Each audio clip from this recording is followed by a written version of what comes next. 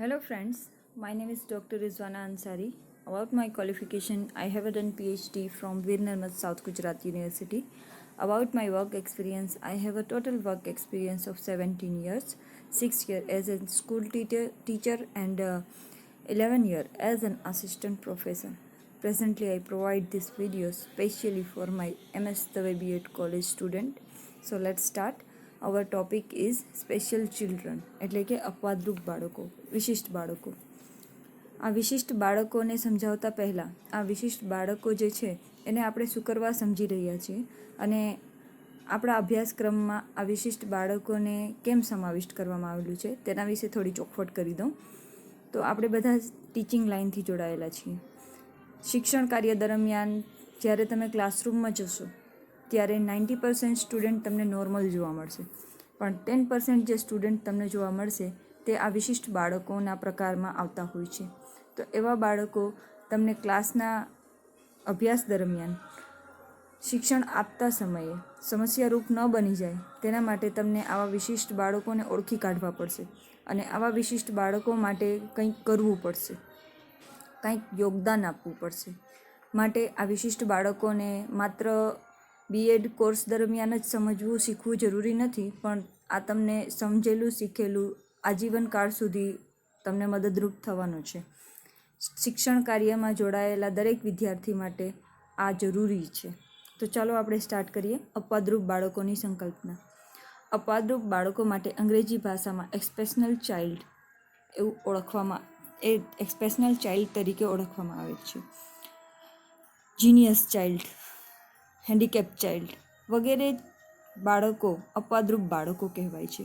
જે બાળકો બૌદ્ધિક, શારીરિક, સામાજિક કે સાંવેગિક વિકાસમાં એટલી બધી વિચલિતતાઓ ધરાવે છે કે જેના કારણે શાળાના નિયમિત કાર્યક્રમ દ્વારા મહત્તમ લાભ મેળવી શકતો નથી અને જેને ખાસ કે વધારાના શિક્ષણની સેવાઓની જરૂર પડે છે તેવા બાળકોને અપવાદરૂપ બાળક ગણવામાં આવે છે. અપવાદરૂપ બાળકોના પ્રકાર. અપવાદરૂપ બાળકોના પ્રકારમાં મુખ્યત્વે શારીરિક ખામીઓ ધરાવતા બાળકો એટલે કે શારીરિક ખોટખાપણવાળા બાળકો જેની અંદર હાથ, પગ, હોઠ, આંખ, કાન કે શરીરમાં ના કોઈ અંગમાં રહેલી ખામીઓ સામેલ હોય છે.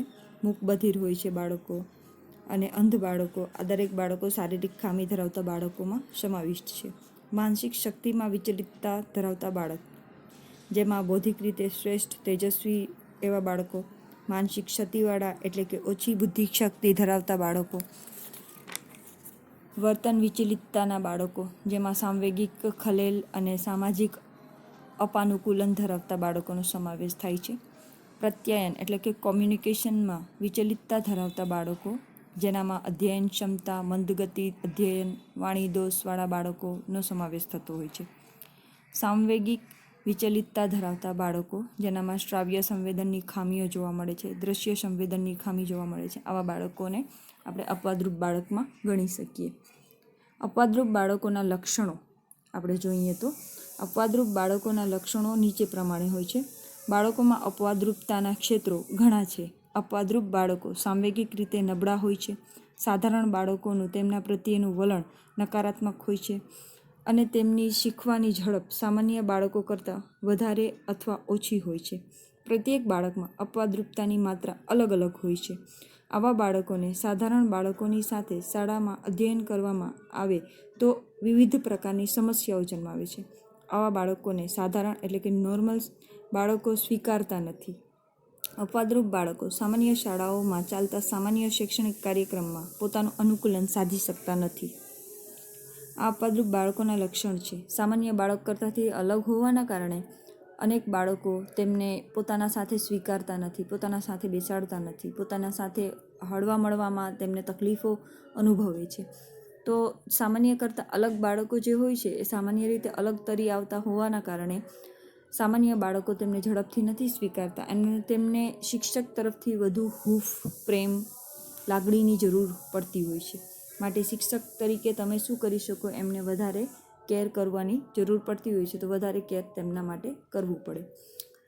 શારીરિક રીતે વિકલાંગ બાળકો. ચલો હવે અપવાદરૂપ બાળકોના લક્ષણો જોયા પછી આપણે શારીરિક રીતે વિકલાંગ બાળકોની વ્યાખ્યા જોઈએ. તો આવા બાળકો આગળ આપણે જોઈ ગયા કે કોઈ પણ શારીરિક રીતે ખોડખાપણ ધરાવતી વ્યક્તિ હોય તો તેને આપણે વિકલાંગ બાળકો એટલે કે હેન્ડીકેપ બાળક તરીકે ઓળખીએ છીએ. શારીરિક વિકલાંગ બાળકો મોટે ભાગે લઘુતા ગ્રંથિથી પીડાતા હોય છે. તેમનામાં હતાશાનો ખૂબ જ વધારે જોવા મળતું હોય છે. હતાશાના તેઓ ભોગ બનેલા હોય છે. આવા બાળકો સામાજિક પ્રવૃત્તિઓમાં ભાગ લઈ શકતા નથી. પરિણામે માનસિક અને સામાજિક સમસ્યાઓનો ભોગ બને છે. માનસિક તણાવ, મનોભારનો અભાવ, શારીરિક પંગુતા ધરાવતા બાળકો મોટે ભાગે પરાવલંબી હોય છે. એટલે કે તેમને કોઈના કોઈ વ્યક્તિની જરૂર પડતી હોય છે. તેમના શારીરિક ખોડખાપણના કારણે જો અંધ હોય તો કોઈ વ્યક્તિ જોઈએ કે તેમને બધી જગ્યાએ લઈ જઈ શકે. જો હાથ પગની ખામી હોય તો તેમને લખવામાં કે પછી ચાલવામાં તકલીફ પડતી હોય છે, કાર્ય કરવામાં તકલીફ પડતી હોય છે, તો તેમને કોઈના કોઈનો સહારો લેવો પડે છે. માટે મા બાપ, મિત્ર, શિક્ષકોએ તેમના પ્રત્યે સ્નેહનું વાતાવરણ દર્શાવવું જોઈએ. શારીરિક અવરોધોના કારણે તેઓ પ્રગતિમાં પીછેહટ કરતા હોય છે. માટે તેમને વિકલાંગતાને દૂર કરવા માટે પ્રયત્ન કરવો જોઈએ. અને જો વિકલાંગતા દૂર ન થઈ શકતી હોય તો તેની બુદ્ધિ ક્ષમતાઓમાં વધારો કરવો જોઈએ કે જેથી તે પોતાના વિકલાંગતાની સામે દ્રઢ રીતે લડી શકે. આવા બાળકોનું વિકલાંગપણું ધ્યાનમાં રાખીને શાળામાં મેજ, ખુરશી, બેઠક, પાટલીઓ વગેરેની જોગવાઈઓ કરવી જોઈએ. અપંગ બાળકો પ્રત્યે સ્નેહ, સહાનુભૂતિભર્યું વાતાવરણ વ્યવહાર કરવું જોઈએ. જે બાળકો થોડું ઓછું જોઈ શકે છે અને તેવા બાળકોને આપણને શોધી કાઢવું જોઈએ અને તેમને ચશ્મા મળે તેવી વ્યવસ્થા કરવી જોઈએ. વર્ગમાં તેમને પ્રથમ હરોળમાં બેસાડવું જોઈએ કે જેથી આવા બાળકોને આપણે મદદરૂપ થઈ શકીએ. સંપૂર્ણ અંધ બાળકો માટે અલગ અંધ શાળાઓમાં પ્રવેશ આપવો જોઈએ. તેઓને માટે બ્રેઇન લિપિના પુસ્તકો પૂરા પાડવા જોઈએ.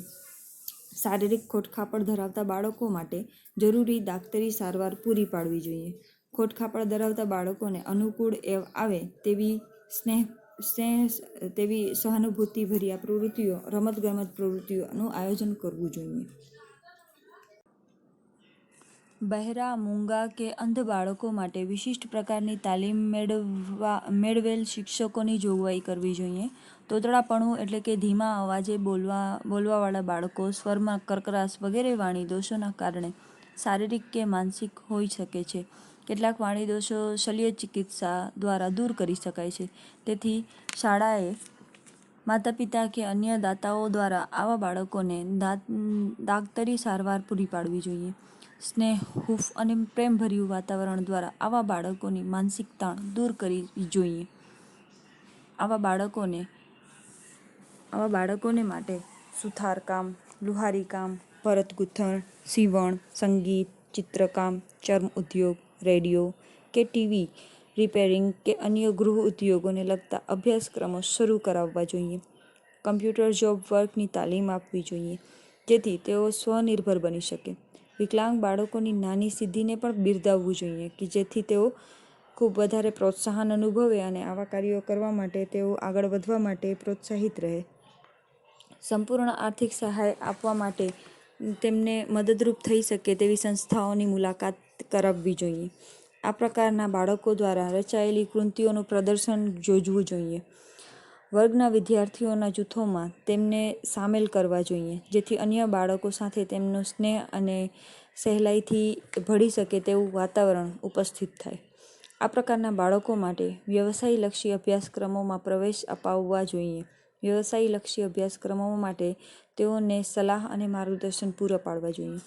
શાળામાં વિકલાંગ બાળકો માટે માર્ગદર્શન કેન્દ્રો શરૂ કરવા જોઈએ. વિકલાંગ બાળકો માટે કામ કરતી ભિન્ન ભિન્ન સંસ્થાઓની મુલાકાત કરવામાં આવવી જોઈએ. આવા બાળકો જે છે તેમના માટે આપણે શું કરી શકીએ તો કે આ ક્ષેત્રના નિષ્ણાંતો જેવી હોય તેમની સલાહ લઈને અને શાળાની તેમની મુલાકાત લેવાવી જોઈએ. એટલે કે અમુક નિષ્ણાંતોને બોલાવીને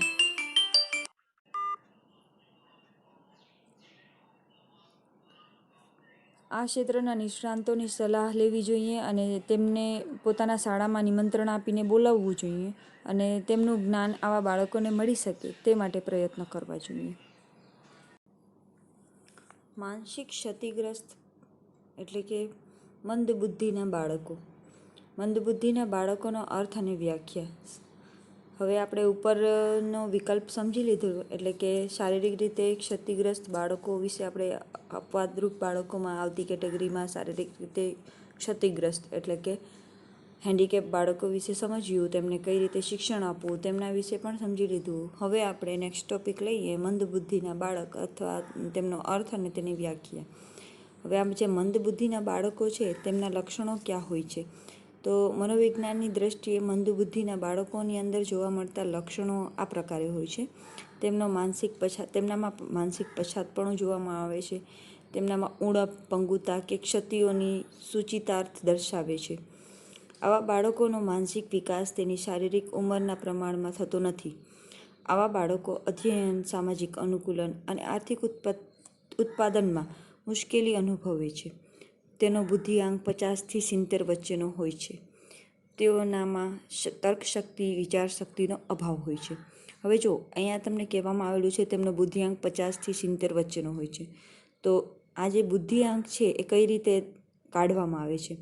તો શારીરિક વયની છેદમાં માનસિક વય ગુણ્યા 100 કરીને અને બુદ્ધિઆંક કાઢવામાં આવતું હોય છે. તો બુદ્ધિઆંક કાઢવા માટે આજે 50થી 70 વચ્ચેનો જેનો બુદ્ધિઆંક હોય શારીરિક વયના સરખામણીમાં, તો તેવા બાળકોને મંદબુદ્ધિના બાળકોમાં સમાવિષ્ટ કરવામાં આવે છે. આની 3 કેટેગરીઓ હોય છે. 50થી 70 વચ્ચે ધરાવતા બુદ્ધિઆંકના બાળકોને મંદબુદ્ધિના બાળકો કહેવામાં આવે છે.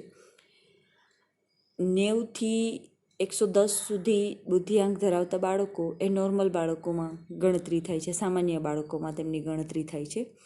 અને 110થી ઉપર એટલે કે 120થી 130 સુધી જે બુદ્ધિઆંક ધરાવતા બાળકો છે તેમને આપણે પ્રતિભાશાળી એટલે કે મેધાવી બાળકોમાં તેમની સંકલ્પના આપણે ગણના આપણે કરી શકીએ.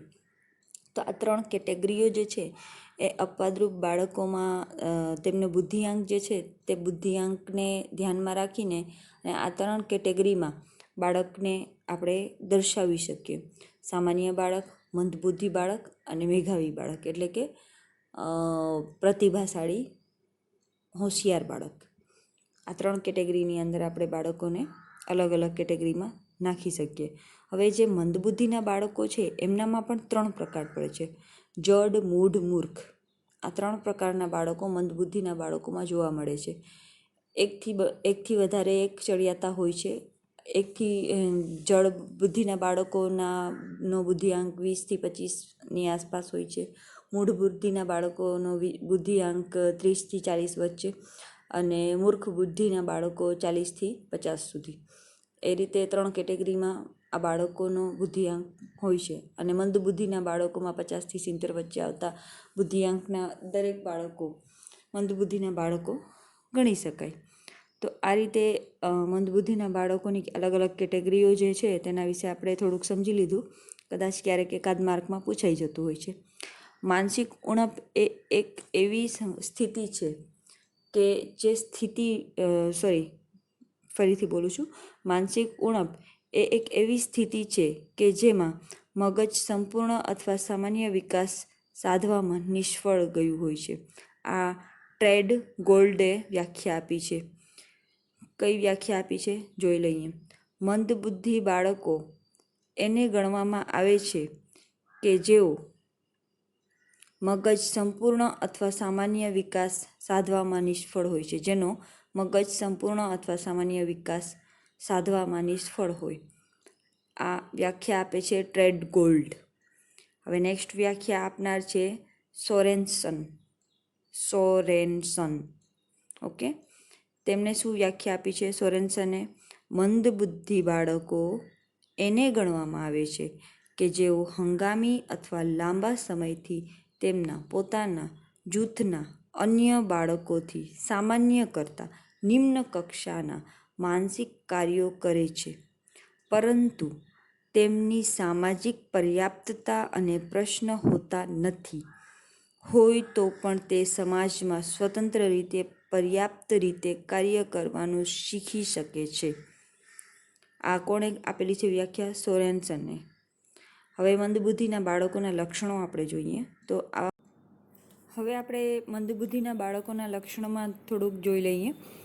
તેમનો માનસિક વિકાસ, તેમના સામાજિક એટલે કે તેમનો માનસિક વિકાસ છે એ તેમનો શારીરિક વિકાસ કરતાં ઘણો ઓછો હોય છે. તેમના લક્ષણમાં બીજું લક્ષણ છે સામાજિક અનુકૂલન સાધવામાં મુશ્કેલીઓ અનુભવતા હોય છે. તેમનું મંદબુદ્ધિપણું પુખ્ત વયે પણ ચાલુ રહે છે. તેમનું મંદબુદ્ધિપણું અસાધ્ય છે, એટલે કે તેને દૂર નથી કરી શકાતું. તે વસ્તુ કે વિચાર પર ધ્યાન કેન્દ્રિત કરી શકતા નથી.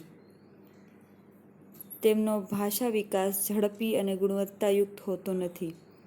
સામાન્ય બાળકો કરતાં તે ઉતરતી કક્ષામાં ભાષા વિકસિત તેમની હોય છે. તેઓ ઝડપથી બોલી શકતા નથી કે પછી તેઓ ગુણવત્તાયુક્ત કાર્યો કરી શકતા નથી. શાબ્દિક રીતે રજૂ કરેલ કૂટ પ્રશ્નનો ઉકેલવામાં, આંગળીઓ પર ગણતરી કરવામાં કે પછી વાંચન અને ભૂલો ઘટાડવામાં અનેક અવકાશ, સમય, જથ્થો જેવા મૂર્ત ખ્યાલો સમજવામાં સામાન્ય બાળકો કરતાં નબળા હોય છે.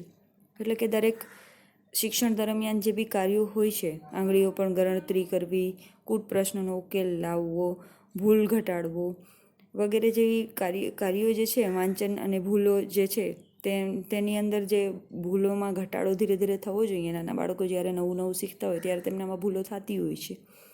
તો એ ભૂલોને ઘટાડવા માટેનો જે પ્રયાસ છે તે કરે છે, પરંતુ તે ઘટાડી નથી શકતા. સામાન્ય બાળકો કરતાં તેમનો વિકાસ ઓછો હોય છે.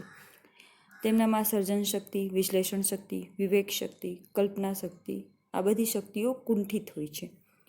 હવે મંદબુદ્ધિ માટે શિક્ષણ અને માર્ગદર્શન જોઈ લઈએ. ઉપરોક્ત લક્ષણો આવા બાળકો જે બાળકમાં લક્ષણ દેખાતું હોય તો તેમને આપણે મંદબુદ્ધિના બાળકોમાં સમાવિષ્ટ કરી શકીએ.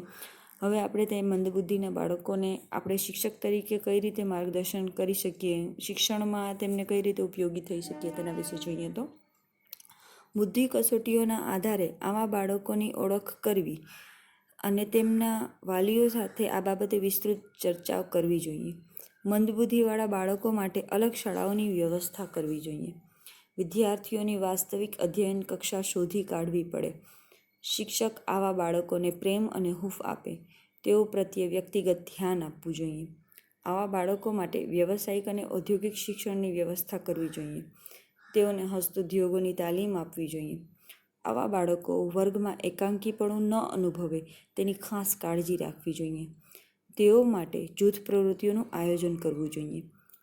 અધ્યાપન કાર્ય વેળાએ શિક્ષકે શૈક્ષણિક સાધનોનો વિપુલ પ્રમાણમાં ઉપયોગ કરવો જોઈએ કે જેથી તે સરળતાથી સમજી શકે. શિક્ષકે બાળકના સંવેગાત્મક, સંતુલન અને સામાજિક સામંજસ્યના ગુણોનો વિકાસ કરવો જોઈએ. શિક્ષકે આ પ્રકારના બાળકો તરફ માન અને સન્માનનું વલણ રાખવું જોઈએ. એમને ઉતારી ન પાડો કે તને નથી ખબર પડતી, બેસી જા, વચ્ચે વચ્ચે ડિસ્ટર્બ ન કર. આવા બધા નકારાત્મક સુદ્રઢો જ્યારે આપણે બાળકને આપીએ તો ત્યારે નોર્મલ બાળક પણ પીછેહટ કરતો થઈ જાય છે. માટે તે વધારેમાં વધારે ભાગ લઈ શકે. તો જે મંદબુદ્ધિના બાળકો છે એ તો ઓલરેડી ઓછું સમજી શકે છે, તો એમને નકારાત્મક સુદ્રઢો આપવાથી તેમની ઉત્સુકતા, તેમનામાં રહેલી કચાશ તે બહાર નહીં કાઢી શકે. માટે આવા બાળકોને સ્નેહ અને હૂંફની જરૂર હોય છે. જો એ નથી સમજી શકતો તો એના માટે વધારાનું ટાઈમ તમારે કાઢવું પડશે. તારે જમીન પર મૂવી જ્યારે તમે લોકોએ જોઈ હશે, નથી જોઈ તો જોઈ લેજો. એ મૂવીની અંદર એ ઉત્તમ ઉદાહરણ છે આવા મંદબુદ્ધિના બાળકોને સમજવાનું કે બાળક જે છે એક શબ્દમાં તેને શબ્દો ઓળખવામાં તકલીફ હોય છે.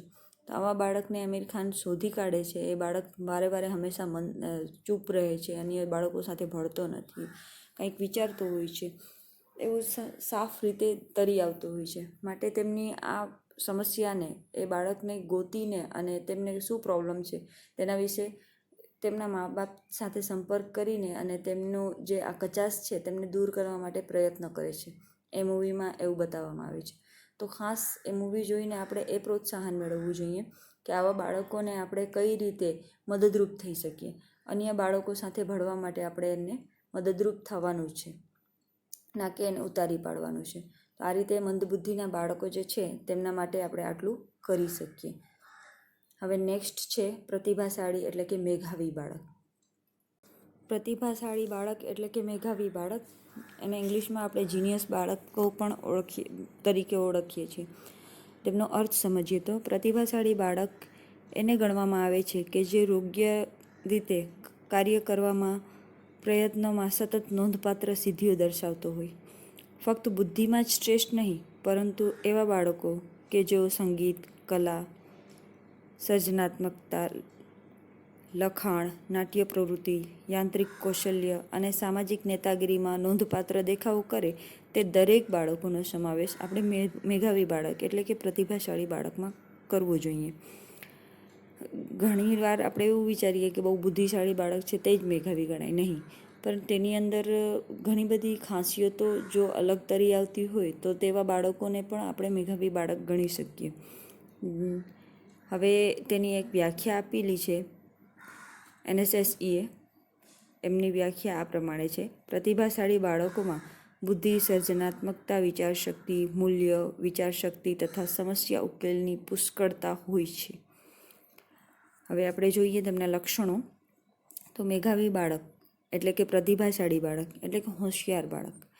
હવે આ બાળકોને લક્ષણો આ રીતે હોય છે: તેઓ શારીરિક રીતે તંદુરસ્ત અને આકર્ષક હોય છે. શૈક્ષણિક વિકાસમાં અન્ય કરતાં ચડિયાતા હોય છે. વર્ગમાં હાજરી નિયમિતતા વધુ હોય છે. તેઓનામાં શાબ્દિક અભિવ્યક્તિ, શબ્દ ભંડોળ, વાંચન ક્ષમતા, ગ્રહણશીલતા અને જોડણી કૌશલ્ય વધુ ચડિયાતું હોય છે. સાંવેગિક રીતે સારું અનુકૂલન ધરાવે છે. સામાજિક રીતે સ્વીકૃત હોય છે. તેઓનામાં નેતાગીરીની અપવાદરૂપ શક્તિઓ જોવા મળે છે. તેઓ અન્યો સાથે ઝડપથી સંબંધો બાંધી શકે છે. તેમણે ઘણા મિત્રો હોય છે. પોતાના કરતાં મોટી ઉંમરના વ્યક્તિઓ સાથે પણ તેમના મૈત્રી સંબંધો જોવા મળે છે. તેઓ પોતાની આંતરસૂઝથી સમસ્યાઓ ઉકેલી શકે છે તથા સહેલાઈથી સામાન્યકરણ કરી શકે છે. તેઓ સાવધાન અને ઝડપી હોય છે. તેઓના ધ્યાનનો વિસ્તાર વધુ મોટો હોય છે, એટલે કે તેઓ સાવધાન અને ઝડપી, કોઈ બી કાર્યમાં ઝડપથી સમજી લેવું, વાતાવરણને ભાંપી લેવું અને તે મુજબ વર્તવું. ઘણા બાળકો એવું નથી કરી શકતા. ઘણી વખત કોઈ સમસ્યા ઉકેલ શોધવા માટે એમને કોઈ એક મૂંઝવણવાળી પરિસ્થિતિમાં તમે નાખી દો તો અમુક બાળકો પોતાના સ્પીડથી એમનાથી બહાર નીકળે છે. આવા મેધાવી બાળકો ખૂબ જ ઝડપથી વાતાવરણનો ખ્યાલ મેળવીને અને તે મુજબ વર્તવા લાગે છે. તો આવા બાળકો જે મેધાવી બાળકો હોય છે એમની આંતરસૂઝ ખૂબ જ વિકસિત હોય છે. તેઓ વાતાવરણને તરત અનુકૂલન સાધીને અને તેમનો સમસ્યાનો જે સમાધાન છે તેમના સાધવા માટે તેઓ વિકસિત હોય છે. તેઓ સર્જનશીલ અને મૌલિક હોય છે. તેઓ વિવેચક હોય છે અને પોતાના કાર્યોનું તાર્કિક મૂલ્યાંકન કરી શકે છે. તેઓ ઝડપથી શીખે અને લાંબા સમય સુધી યાદ રાખી શકે છે. તેઓમાં સ્વીકૃતિ વિશેષ હોય છે. કઠિન ખ્યાલના અર્થ અને મહત્ત્વ ઝડપથી ગ્રહણ કરે છે. તેને સમજવા માટે મૂર્ત ઉદાહરણો કે ઊંડાણભર્યા સ્પષ્ટીકરણની જરૂર પડતી નથી. તેઓ લેખન, સંગીત, કલા, યાંત્રિકતા કે ડિઝાઇન જેવા એક કે વધુ ક્ષેત્રમાં સર્જનાત્મકતાનું વલણ ધરાવે છે. વિશ્વના પ્રશ્નોમાં વિશેષ રસ ધરાવે છે. અનેક બાબતોમાં કુતૂહલતા દર્શાવે છે. વિશ્વાસ મૂકવા યોગ્ય, ફરજનિષ્ઠ, શાંત, સ્થિર, વાસ્તવવાદી અને પ્રામાણિક હોય છે. તેઓ સર્જનાત્મક વિચિંતન અને અમૂર્ત તર્ક કરવામાં શ્રેષ્ઠ હોય છે. તેઓના રસના ક્ષેત્રો વ્યાપક હોય છે અને ઉચ્ચ પ્રકારના કાર્યોનું ઉત્પાદન કરે છે. તો આ છે પ્રતિભાશાળી બાળકોના લક્ષણો. આ બાળકો વિશે તમને ખાસ ખ્યાલ હશે જ, કારણ કે જ્યારે તમે સ્કૂલમાં ભણતા હશો ત્યારે તમારા અંદરથી ઘણા બાળકો એવા હશે કે જે સર્વશ્રેષ્ઠ દેખાવો કરતા હશે, અન્ય કરતાં ચડિયાતી કક્ષામાં દેખાવો કરતા હશે. તમે જેને સામાન્ય ભાષામાં હોશિયાર બાળકો કહી શકો. તો આવા હોશિયાર બાળકો તમારા ધ્યાનમાં પણ હશે કે તમારા ક્લાસમાં કોણ હતા, એનામાં જ સમાવેશ તમારો પણ થઈ શકે, અથવા તો તમે સામાન્ય બાળકોમાં પણ સમાવિષ્ટ હશો તો પણ તમે તમારા ક્લાસની અંદર અમુક જે બાળકો હોશિયાર હતા, અમુક ક્લાસમેટ જે હોશિયાર હતા, તો તે બાળકોને યાદ કરીને તમે આ લક્ષણોથી તારવી શકો. હવે પ્રતિભાશાળી બાળકો માટે શિક્ષણની વ્યવસ્થા આપણે કઈ રીતે કરી શકીએ? તો આવા બાળકો માટે નિયત અભ્યાસક્રમ જેટલો સમયગાળામાં પૂર્ણ કરે તેટલા સમયને અંતે તેમને ઉપલા ધોરણમાં બઢતી આપવી જોઈએ. તેથી આવા વિદ્યાર્થીઓ અભ્યાસમાં જે કંટાળો આવે છે તે દૂર કરી શકાય. ઘણા બાળકો 1 વર્ષમાં સામાન્ય બાળકો અભ્યાસક્રમ પૂરું કરતા હોય છે. તો આવા બાળકો જો અગર 6 મહિનાની અંદર જ અભ્યાસક્રમ કમ્પ્લીટ કરી શકે છે તો તેમના બુદ્ધિઆંકને ધ્યાનમાં રાખીને અને આગલી કક્ષામાં તેમને બઢતી આપવી જોઈએ કે જેથી તે અભ્યાસક્રમમાં કંટાળો ન અનુભવે. પ્રતિભાશાળી વિદ્યાર્થીઓને જૂથમાં અથવા વ્યક્તિગત રીતે વૈજ્ઞાનિક સંશોધન, સર્જનાત્મક લખાણ કે સામાજિક સંશોધન સંબંધિત કાર્ય સોંપવા જોઈએ. વિદ્યાર્થીઓને પોતાના રસની પ્રવૃત્તિની પસંદની કાર્યો કરવા માટે તેમને પ્રોત્સાહન આપવું જોઈએ. આવા વિદ્યાર્થીઓની જરૂરિયાત મુજબ તેમને વધારાનું વાંચન, સાહિત્ય કે પ્રયોગશાળાના પ્રયોગો આપવા જોઈએ. શિક્ષકોએ આવા બાળકો તરફ આદર અને સ્નેહ દાખવવું જોઈએ. તેઓના પ્રશ્નોના સંતોષકારક જવાબ આપવા તેમના ઉત્સાહને દબાવી દેવા પ્રયત્નો કરવા નહીં. પ્રતિભાશાળી બાળકના વાલીઓનો સંપર્ક કરી તેમને આવા બાળકોની શક્તિઓનો ખ્યાલ અપાવવો જોઈએ. આવા બાળકો માટે મહત્તમ સાંસ્કૃતિક અને સાહિત્યિક પ્રવૃત્તિઓ કે સ્પર્ધાઓનું આયોજન કરવું જોઈએ. આવા બાળકો માટે વિશેષ પ્રવાસ, પર્યટનનો મુલાકાત ગોઠવવી, તેઓના અભ્યાસ માટે શૈક્ષણિક સાધનોનો વિપુલ પ્રમાણમાં ઉપયોગ કરવો જોઈએ. અભ્યાસક્રમમાં નિયત વિષયો ઉપરાંત અન્ય વિષયો પણ આવા બાળકોને પસંદ કરવા છૂટ આપવી જોઈએ, જેથી તેઓ પોતાના રસના વિષયમાં પ્રગતિ કરી શકે. વધારાની મદદ અને માર્ગદર્શન પૂરા પાડીને તેઓના શૈક્ષણિક કાર્યમાં ગુણવત્તા અને શ્રેષ્ઠતા લાવવા પ્રયત્ન કરવા જોઈએ. શિક્ષકે એ જોવું પડે કે પ્રતિભાશાળી બાળક વર્ગમાં એકલું ન પડી જાય. પ્રતિભાશાળી બાળકના ઉત્તમ સિદ્ધિઓ માટે પ્રાર્થના સભામાં તેમનું બહુમાન કરવું જોઈએ. તેઓની તમામ ક્ષેત્રની સિદ્ધિઓની નોંધ તેમના પ્રગતિપત્રમાં કરવી જોઈએ અને તેમના મા બાપ સાથે સંપર્ક કરવો જોઈએ. તો શિક્ષક તરીકે તમે આ રીતે મદદ કરી શકો કે તેમને વધારાનું કાર્ય સોંપવું જોઈએ, તેમને સ્નેહભર્યું વાતાવરણ આપવું જોઈએ. આવા બાળકોને પ્રવાસ, પર્યટન અને મુલાકાતો ગોઠવીને તેમની ઉત્સુકતાને વધારો આપવો જોઈએ. અભ્યાસક્રમના નિયત કાર્યોની સાથે સાથે તેમને વધારાનું કાર્ય પણ આપવું જોઈએ. તેમને માર્ગદર્શન પૂરું પાડવું જોઈએ. અને ઘણીવાર કેવું થાય છે કે જો બાળકને વધુ આવડતું હોય તો શિક્ષક એવું વિચારે કે આ તો વચ્ચે વચ્ચે બોયલા રાખે છે, આ તો વચ્ચે વચ્ચે કંઈ નહીંતર કંઈક નવું લઈને આવે છે, એટલે કંટાળો અનુભવે. તો એવું ન કરવું જોઈએ. કંટાળો ન અનુભવો. આવા બાળકોને સમજીને ગોતી કાઢવાનું, ટૂંકમાં આવા બાળકો સાથે સારું વર્તન કરીને અને આગળ વધવા માટે આપણે તેને પ્રોત્સાહિત કરવા માટે પ્રાર્થના સભામાં આવા બાળકોનું બહુમાન કરવું જોઈએ અને તેમના વાલીઓ સાથે સંપર્ક કરીને તેના પ્રગતિપત્રમાં દરેક તેમની પ્રવૃત્તિઓનો નોંધ કરવી જોઈએ કે જેથી આવો બાળક વધારેમાં વધારે શિક્ષણ મેળવી અને આગળ વધી શકે. આના માટે અગર એક ઉદાહરણ હું આપું તો ઉદાહરણમાં પણ હું એક મૂવીઝનું ઉદાહરણ આપીશ, કારણ કે એના દ્વારા તમે આવા બાળકોને ખૂબ જ સારી રીતે સમજી શકશો. એક તમે બધાએ જોઈ હશે કોઈ મિલ ગયા મૂવી. તો એનામાં તમે સૌથી પહેલાં તો બાળક જ્યારે નાનો હોય છે ત્યારે મંદબુદ્ધિ ધરાવતો હોય છે. એ મંદબુદ્ધિ બાળક એમનો શારીરિક વય 22-23 વર્ષનું હોય છે, પરંતુ તેમનું માનસિક વય 5મા-6ઠા ધોરણના બાળક જેટલું હોય છે. તો આ જે મંદબુદ્ધિનો બાળક છે તે મંદબુદ્ધિની કેટેગરીમાં આવતો બાળક જે છે તેમના દરેક લક્ષણો એની અંદર જોવા મળે છે. ત્યાર પછી તેને સુપર પાવર મળે છે એલિયન્સ દ્વારા અને તે અચાનકથી પ્રતિભાશાળી બાળક બની જાય છે. એટલે કે ઝડપથી યાદ રાખી શકતો હોય છે, મોટા મોટા કાર્યો કરી શકતો હોય છે, અન્ય સાથે ખૂબ જ સારી રીતે વ્યવહાર કરી શકતો હોય છે, આંતરસૂઝ અને ઝડપ ખૂબ જ સારી હોય છે તેની. તો એ મૂવીમાં એવું બતાવવામાં આવે છે તેને સુપર પાવર મળે છે એલિયન્સ દ્વારા. વાસ્તવમાં આવું કંઈ નથી હોતું, પરંતુ ખાલી આ ટૉપિકને સમજવા માટે તમે બાળકની મંદબુદ્ધિ અવસ્થા અને મેધાવી અવસ્થા, આ બંને અવસ્થાઓ તમે તે ફિલ્મની અંદર જોઈ શકો છો. માટે આ ફિલ્મ જે છે અગર ન જોઈ હોય તો જોજો એક વખત. કોઈ મિલ ગયા કે તેની અંદર ખૂબ જ સારી રીતે મેધાવી બાળકના લક્ષણો કેવા હોય છે તે દર્શાવવામાં આવેલું છે. કે મેધાવી બાળક જે છે એ કઈ રીતે અન્ય બાળકો કરતાં અલગ તરી આવતો હોય છે. હવે પ્રતિભાશાળી બાળકો માટે શૈક્ષણિક તકનિકમાં તમે કઈ કઈ તકનિકો અપનાવી શકો તેના વિશે જોઈ લઈએ. તો શોધ વિધિ, પ્રોજેક્ટ વિધિ, અભિનય પદ્ધતિ, પર્યટન પદ્ધતિ, સિમ્પોઝિયમ, સમસ્યા ઉકેલ પદ્ધતિ, પેનલ ચર્ચા વગેરે પદ્ધતિઓનો ઉપયોગ કરી શકાય.